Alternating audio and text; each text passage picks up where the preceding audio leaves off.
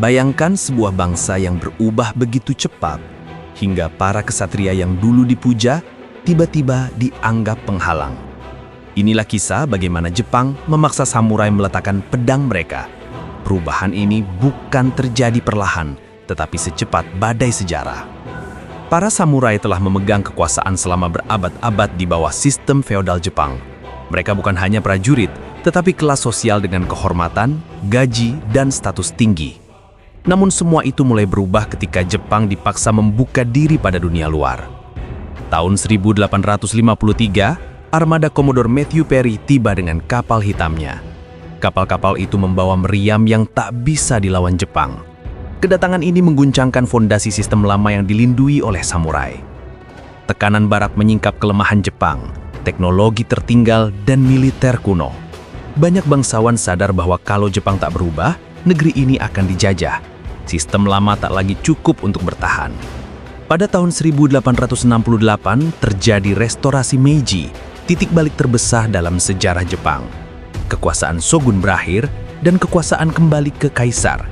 Sistem lama yang mengandalkan samurai mulai terkikis. Restorasi Meiji adalah revolusi sosial dan politik besar-besaran. Jepang memutuskan untuk meniru barat. Teknologi, militer, pendidikan, semuanya. Reformasi ini berdampak langsung pada posisi samurai.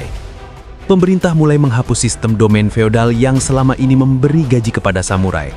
Tanpa sistem ini, ribuan samurai kehilangan pendapatan tetap. Status mereka tak lagi relevan dalam struktur negara baru. Samurai mulai diberi kompensasi dalam bentuk obligasi pemerintah.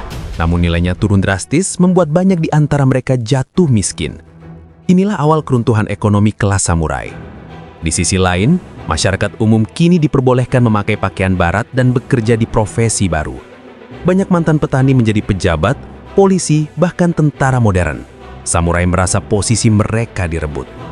Militer baru Jepang dibangun berdasarkan sistem wajib militer. Ini menggantikan pasukan samurai yang eksklusif. Kini semua lelaki bisa menjadi tentara, bukan hanya samurai. Dengan senjata api modern, peran samurai sebagai ahli pedang menjadi usang.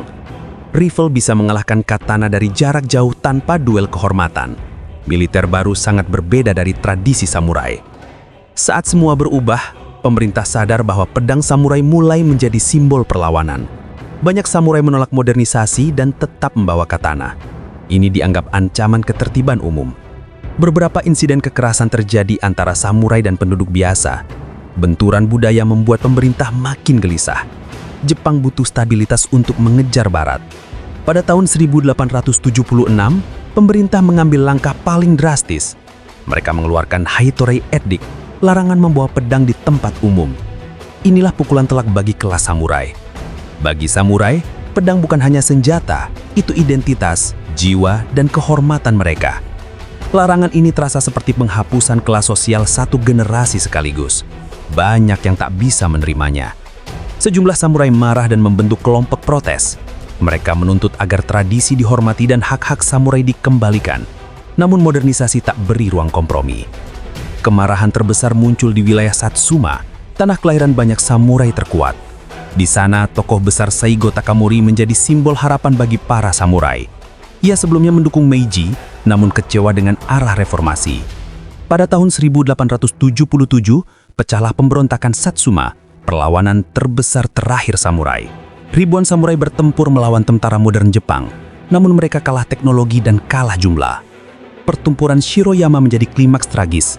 Saigo Takamori terluka berat dan melakukan seppuku sebagai bentuk kehormatan terakhir mereka. Kekalahan ini mengakhiri perlawanan samurai selama-lamanya. Setelah pemberontakan berakhir, pemerintah memperkuat larangan pedang.